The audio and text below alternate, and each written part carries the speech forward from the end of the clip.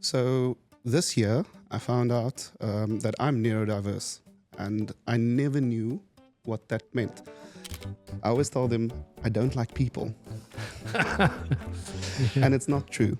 I love people a lot. Do you think there's been talked enough in tech around neurodiversity? So there's an elephant in the room, and sometimes it's really hard to talk about the elephant in the room.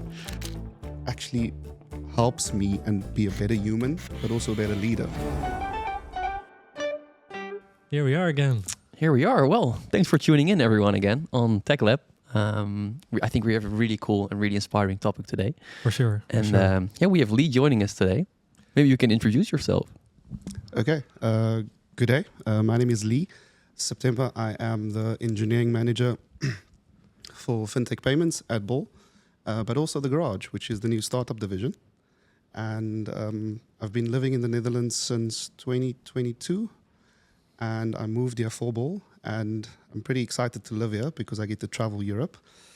I'm from Stellenbosch, which is a student town back home in Cape Town. And living in Utrecht at the moment, it reminds me a lot of home.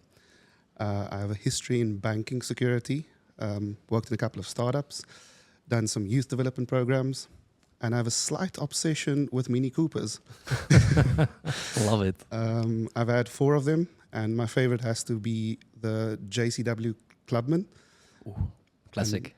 And it's very fast. And I'm looking forward to chatting to you guys today. Yeah, so Lee, what are we going to talk about today? So this year I found out that I'm neurodiverse. Okay. And I never knew what that meant. And I've always been aware of people that are different. And I think I'm trying to get into an environment or space where I embrace leadership and neurodiversity, but also try and create an inclusive environment for people in general. So neurodiversity is, for me, something new, but something I've been doing almost every day in my career. It's paying attention, listening, and understanding people, but understanding that everyone is different, but it doesn't make you weird. So many years ago, I read a book called Weird, and I started paying attention to what was going on around me. So today, I think we're going to talk about neurodiversity. What does it mean to me? But also, how does it work in the workplace? And how have I probably dealt with it without even knowing that I have it? And without knowing that I'm trying to make people's lives better. So recently I've started to understand what it meant, what I was doing, but also what it meant to other people. And I think that's being just me, but also not identifying and labeling people. And if you don't know what it is, please go read up about it. But it can include anything from ADHD to autism. And I am currently a highly sensitive person. And the first thing most people would be like, oh, you're very sensitive. I can't speak to you in a certain way. And it's not that. I think being a highly sensitive person means so much more. And it's also not that there's something physically different to my body. It's the way that I was born. It's a personality trait. So the first thing I noticed was, as a 4-year-old, the clothing that I wear, the material that it is, irritated me, and my mom never understood why I couldn't wear certain clothing. Today, I understand that being a highly sensitive person, touch, smell, feeling, listening, and even just reading a room is elevated in people that are highly sensitive. So yeah, that's where I got into it, by understanding myself better, but also the people around me. Wow, that's super interesting and also inspiring, I would say. But also enlightening for you, right? That getting a better understanding of yourself. I think it was one of the biggest reliefs when I realized that there's actually a reason why I'm acting the way I do. For my brother and my father and my parents, it was like I'm being a bit dramatic or being oversensitive. And now I found out it's just how I'm designed. Yeah. Mm-hmm. It all fits in place now. It is a big relief. Yeah. And it's not that I'm being dramatic or oversensitive. It's my personality and who I am. Yeah. Yeah, I think just before we dive in, because you're such an inspiring person to me, but I just really wanted to mention, like, the way that you're really, really trying to be here for everyone that, maybe struggles with this. I think your story is just really inspiring and really shows, how much you care about, like, everyone and want to include everyone. And I think that's really precious, and really want to thank you for that. That really sparks from you whenever you talk. So that's amazing. Thank you so much. I really appreciate that, because I think one of the things I really try as being a leader is to be honest and open, and also understand that whatever the person next to me is going through could be the biggest thing in their world at that moment. Mm-hmm. And understanding that is maybe the most important thing. Yeah, because I think it's really, really cool how did it define you as a leader? Because I think there's a really big story to tell around this, right? It started many years ago. I was working in a startup, and I was this shy guy sitting in the corner doing my job. And then a friend of mine said, "Why don't we do some youth work?" I'm like, "That's not me." The same year, one of my mentors and leaders came up to me and like, "Hey, do you want to be a team lead?" And I'm like, "No." I'm like, "That's not my personality." And he just threw me in the deep end. And he was like, "You need to do this, you need to do that." And I'm like, "I don't want to." And then the next moment led to another. A year later, I was a team lead of a mobile development team. And 3 people took me under their wing. The one sitting in the States at the moment, his name is Philip. The other one sitting down the road here in Utrecht, his name is Hannes. He used to work at Bol. Oh, wow. And the other one sitting back in Cape Town, his name is John. And I never understood at that moment what they were doing. But they saw a potential inside of me that I didn't. And they unlocked that potential by giving me opportunities that I never dreamt of. They molded me. They became not just a mentor, but today they are really good friends of mine. And I'm forever grateful for that, because I come from a small town in Stellenbosch where half of Stellenbosch is extremely rich and privileged, and the other half is coming from poverty, living on a farm, working on a farm, and there's nothing wrong with that. But I've seen both worlds where you get exposed to everything and you get exposed to nothing. And that's why I did youth work, to give that exposure to some of the other kids around me. My dad pushed me and sacrificed a lot by allowing me to go to a better school and allowing me to get a better education than most of the people living in the same street as me. Most of my family. My parents were never educated. And today, I was given opportunity to be where I am today by a few people that cared about me. And I want to give that back.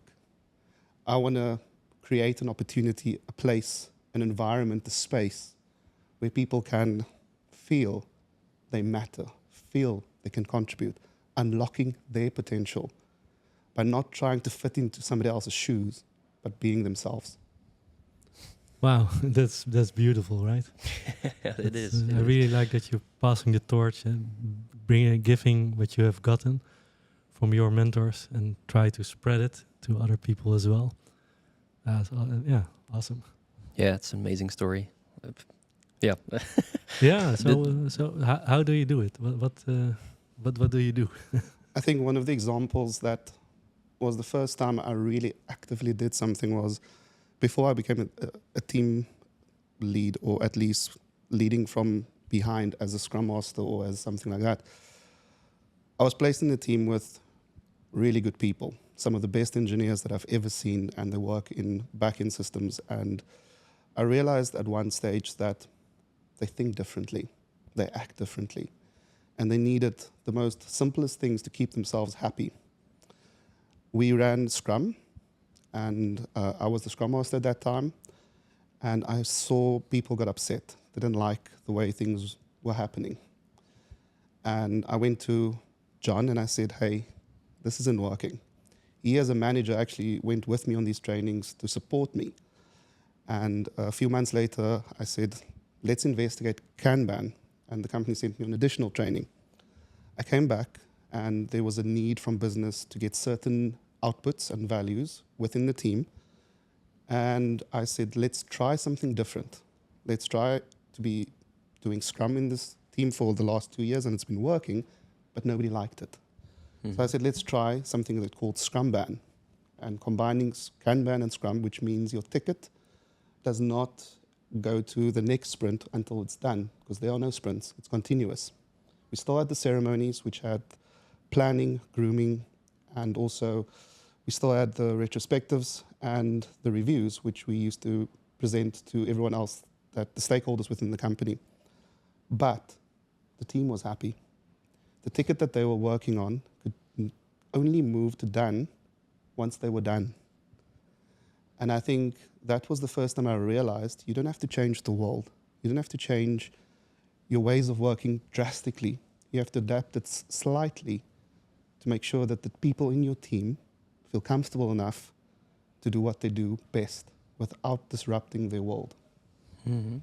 Yeah, because like what's also really fascinating to me is that it feels like you've always had this sense to be able to really look at everyone and really, well, don't apply the one size fits all approach, but really make sure that everyone feels comfortable. And you mentioned the start of this year, you actually found out you were also neurodiverse yourself. Did anything change after that point, apart from the relief? Because it feels like you've always already been this inclusive and this mindful. I was less hard on myself. Wow. For the first time in my life, I always put a lot of pressure on myself to fit in, to be like the rest of the people around me. I realize now that I need time alone. I've known that, but I've never prioritized it. I need time to re-energize. My team sometimes gets me wrong, and I should have phrased this differently. I always tell them, I don't like people. And it's not true. I love people a lot, but I need time alone as well. And I love the people that's always around me. My friends know that. My family knows that.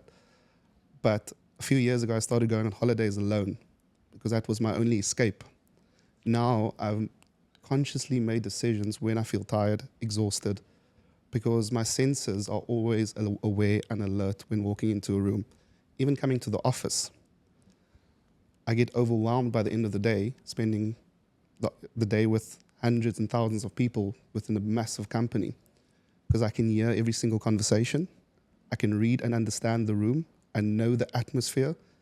And sometimes I even hear conversations around me, and all of these prikkels, as they say in Dutch, it tires me because I can't necessarily turn it off. I've learned how to deal with it. And now, as being aware of what this is, I know if I'm going to a concert or festival this weekend, at least for 3 days, no human interaction needed. Yeah. Yeah. And having to say that, I've learned so well to deal with it because I go to many concerts and the atmosphere drains me, but I still love doing it. And I've learned how to deal with it as a human being. Yeah, that sounds that there are like good tips in there for people who who might have the same as you have, but don't realize it as well. So I would say if you're getting tired a lot by people, by their interactions, take some time off, of some alone time. I think that's what I hear you saying.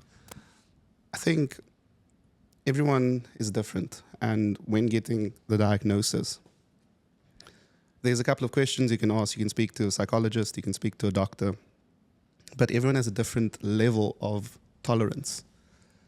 And none of them is better or worse than the others. It's about how you deal with it and how you cope with it, and communicating to your team, to your family, your friends, that this is me and this is how I deal with things. And that has become so much easier. I think on a leadership level, years ago, being different was seen as, oh, you can't be a leader. You can't do certain things because you will get overwhelmed or overstressed. But I don't think it's applicable anymore. I think I've been in leadership for a couple of years and I've proven that being different actually helps me and be a better human, but also a better leader. And I don't say that with pride. I say that because that's me and it makes me a better human. Mhm. Yeah, I do think that times are changing. I know the time when like a red person was considered the ideal leader, like the Yeah. very outspoken, loud person. I think these times are changing, right? So more kinds of people are considered for leadership, and I'm really happy that you are also proving that you don't have to be like that, right, to be a good leader. If you look at the colors, I did a test a few years ago at the same company that actually helped me get to where I am today. And I'm one of the few people that is in all 4 quadrants. Oh. Not precisely. I do lean towards red a little bit and I lean towards blue a little bit. But that means I cannot make a decision without understanding the facts, but also understanding the impact, like the empathy or the story behind it. So if I have either or, I need a little bit more context to be able to make the correct decision. And I feel that makes it a more fair decision because it's not just facts. Yeah. It's a bit of everything. But I can't do it without each other. Yeah, it seems like a very balanced profile. I think so too. Yeah, it makes it really interesting as well. Because I'm really curious, like, because like hearing your stories and knowing a bit of your background, I'm super curious, like, do you have, like, can you show a little bit of, or give some tips on how you would apply these things in leadership? Like, how are you able to really well put your, how would you say it? Like the voelsprieten in Dutch? Yeah. Like put your senses Sensors. on and really, well, try to make it, or put everyone in the perfect place for them to excel, to do the best thing that they can. A few months ago, there was a company that came out and had a leadership training here at Ball. And they spoke about understanding the people around you. And as a coach, I used to be a coach at one stage, you need to learn how to read a room, and I find it quite easy. But open communication is one of the most important things in any environment. And being able to create a space that is safe enough is key. And sometimes it means you have to be in that room, and sometimes it means you have to be out of that room. Because people need to be able to speak amongst each other about what's going on, but also trust you enough to share what they just shared.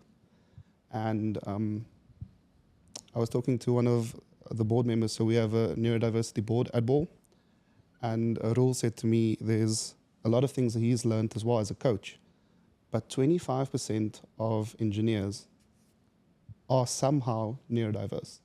Not all of them know it. I've met people in their 40s that found out that they're neurodiverse. I've met people very young, people that's old.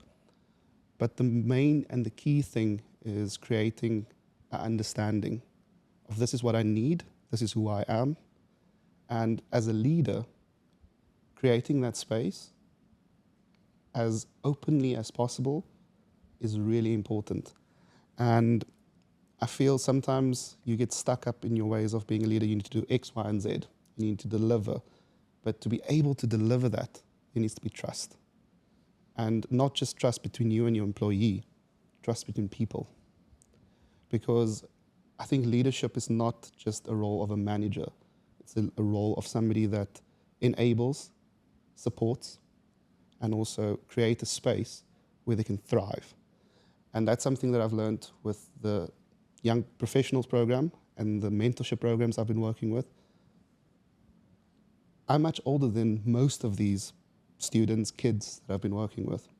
But somehow, we can all relate if you speak in a certain way and if you understand and listen in a certain way. And I've been working with some other leaders within the company, and there are workshops you can do. There are things you can do. There's a lot of training you can do. But the most important thing for me is creating a space of understanding, listening, and then doing something about it. Not just taking it in, but actioning it back to the team, to the space, and the individual. So those are great tips, I would say, to help people to get better teams. But it's also really amazing that there are 25% of the engineers are neurodiverse, and a lot of them might not know it. So would you have a suggestion to them? So that, hey, if you want to check out, if you... I think it's quite scary for most people because you don't know what it means. And for me, it was quite scary as well. I had to go speak to a therapist. I mean, that's coming out of my comfort zone. And speaking to somebody and saying, I'm aware of these things happening in my world. What does it mean? But if you don't have the means or the courage to do that, speak to somebody that you trust. Do a bit of research together, because you don't always see your behavior patterns, but somebody around you notices it. You miss your own little things you do when you get angry, what upsets you. When somebody you trust, that you really trust, is around you, start having that conversation. And that could lead to seeing somebody who's a professional.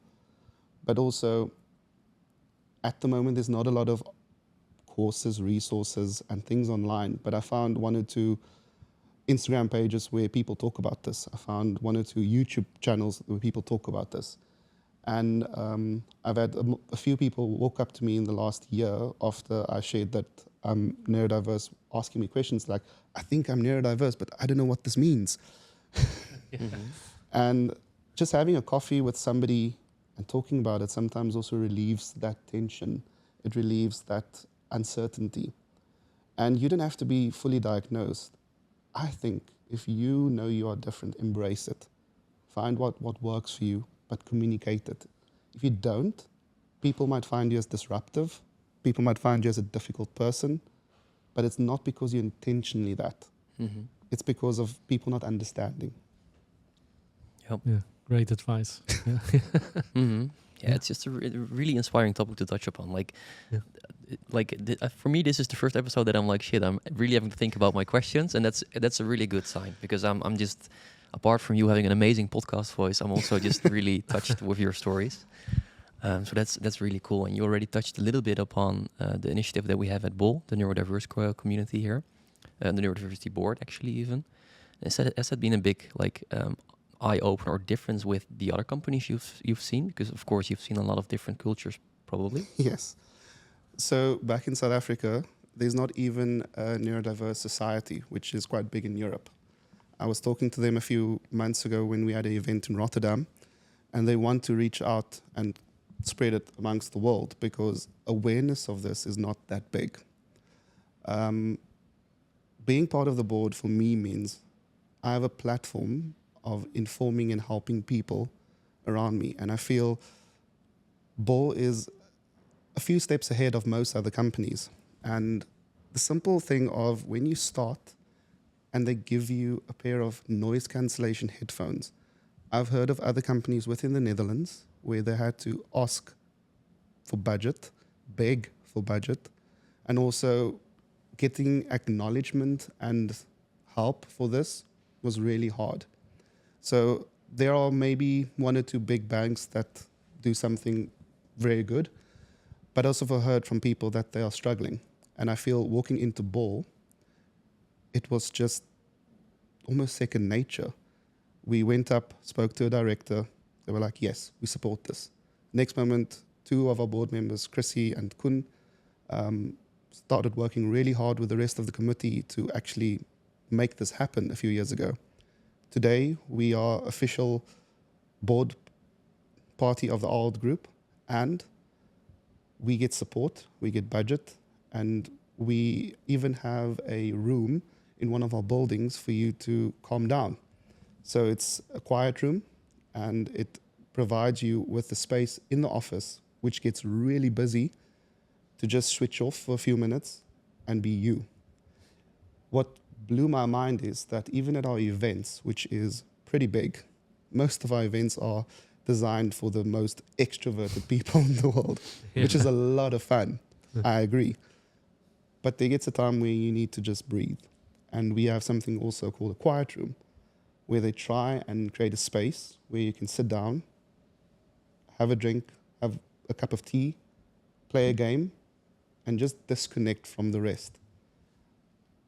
That extra step and extra effort is what we've been trying to get the rest of the company to incorporate in the normal way of doing things as a board. And it's moving forward.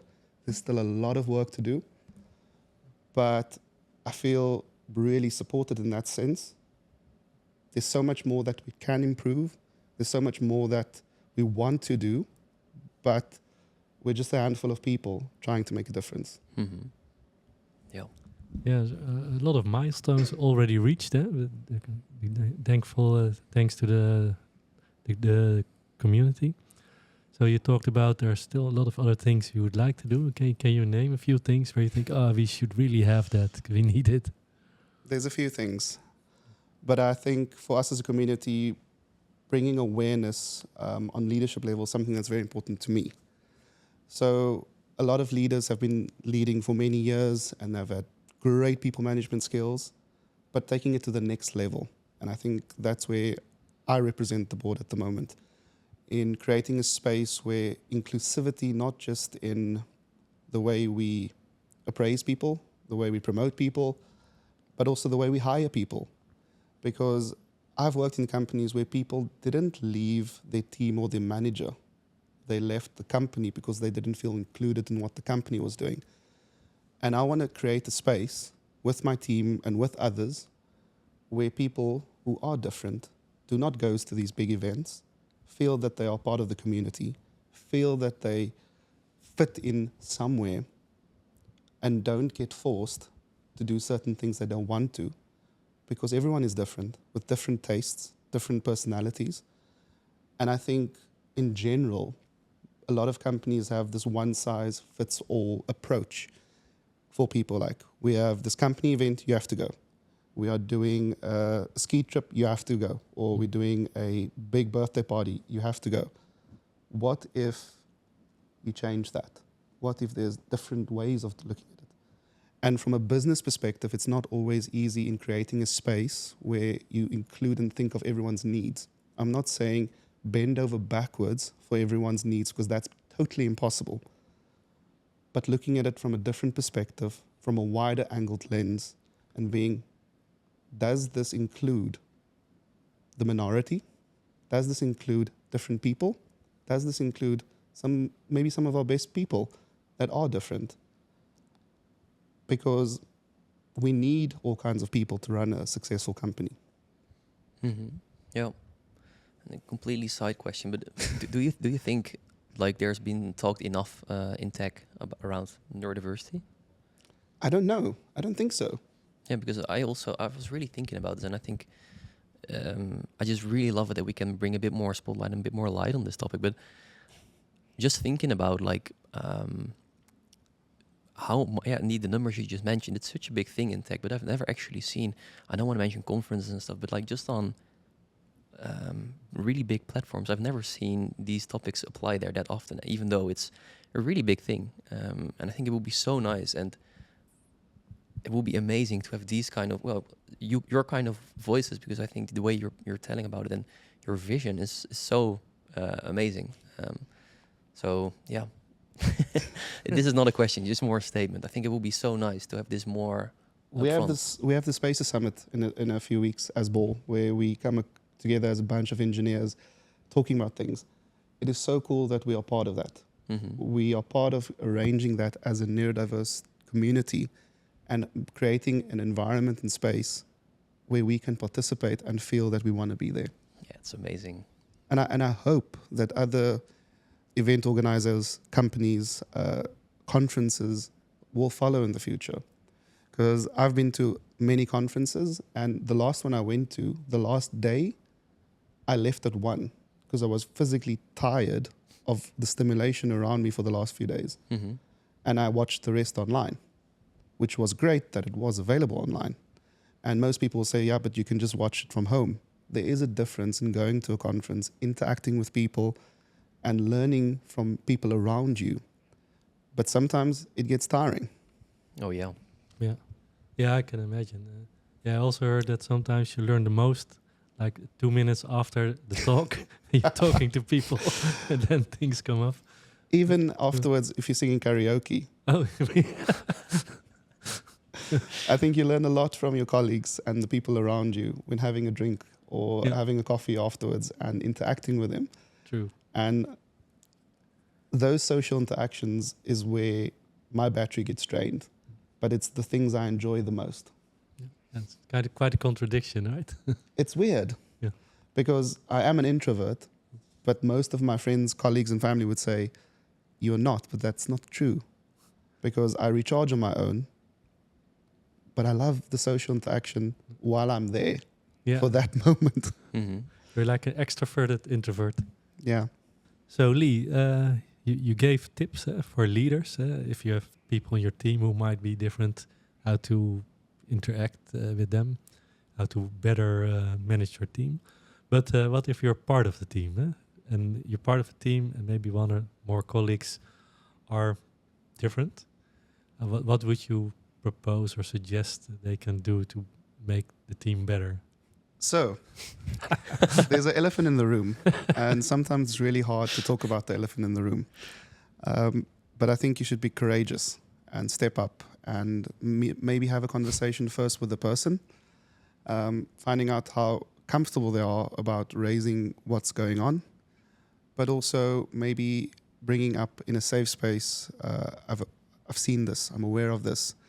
Maybe talking to your leader about, are you aware that this is happening in my team?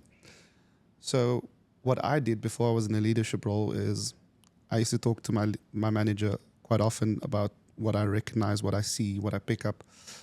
And we would work on something to make it better, even if it means we have to go go-karting as a team to learn how people interact outside of the workplace. Just initiating that conversation is, I think, the biggest hurdle to get over, because you might be scared, you might feel you will offend somebody. But at the end of the day, you might be helping them cross the bridge that they are struggling to cross. And I sometimes think of neurodiversity as a huge thing that's a secret hidden deep, deep down inside of you, and you're ashamed to talk about it. I have a bunch of friends and people that are autistic, people that are different, but they are the most amazing human beings. And creating that welcoming feeling, creating that space where you were like, hey, Tim, what's going on?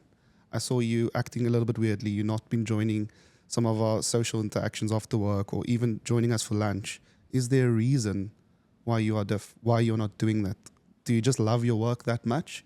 Or do you not like us? Sometimes the best answer is being honest. Like the most Dutch people are like, I don't like you.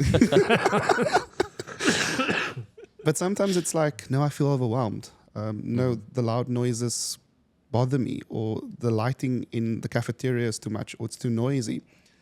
And what I've also learned in my day is that sometimes we would have to have lunch in the kitchen because everyone else is in the cafeteria, and we would have our lunch there or go for a walk. Mm-hmm.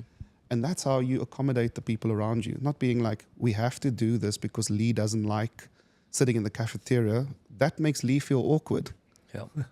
It's like, let's suggest Lee go for a walk around the building because we need some fresh air. Approaching it from a different side, approaching it from a subtle side, a respectful side, because that will not make Lee feel awkward. Because if you do that and say, listen, guys, we're not having lunch in the cafeteria because Lee never joins us and it's the worst thing ever, and you're making such a big hype about it, then Lee will probably not even want to join you for a walk. Makes sense. Yeah, you'll push away even further. Yeah. I think just indeed what you mentioned, having the safe space and having the communication up front really helps to, even sometimes these small things, what you just mentioned, just being proactive and suggesting something could make such a big difference in the dynamics. So really love it. Yeah, me too. I think, and with this last piece of great advice again, thank you, Lee. I think we've come to the end of this edition. Yeah. I really want to thank you. Like once again, I think your story is really inspiring, really touched me, and I think more listeners as well. So once again, thanks for your openness here. I think it's really precious, and really loved having you here. Yeah, indeed. And we will share some links which you mentioned during your talk. And I think you inspire a lot of people to think about, hey, am I or are people around me maybe neurodiverse, and what can I do about it after using the tips you just mentioned all. Yeah, thanks a lot, Lee. It's really an exciting and inspirational story. I'm going to end off in my home language, which is Afrikaans. Ek wil vir julle baie dankie sê vir die geleentheid dat ek hier kon wees. en dat ek met julle kon gesels oor 'n bietjie van my lewe en 'n bietjie van my ervaring. And I'll repeat it in English. Afrikaans is definitely one of my favorite languages. It's from my hometown, my home country. But I want to thank you guys for allowing me to be part of this journey, part of this story, part of this podcast, and also allowing me to just tell my story, my understanding, and just having a nice conversation with you guys. And I hope we get to do this again soon. For sure. I would love to. For sure. You know, I almost understood Afrikaans. It sounds a bit like Dutch, but then a bit different. That was the idea. I was hoping that somebody who's listening would understand a little bit of my background, my language, because I'm very proud of it. And I hope one day that it won't die out. And it's very similar to Dutch, but it's not the same. True. Thanks, Lee. Thanks. Dank je wel.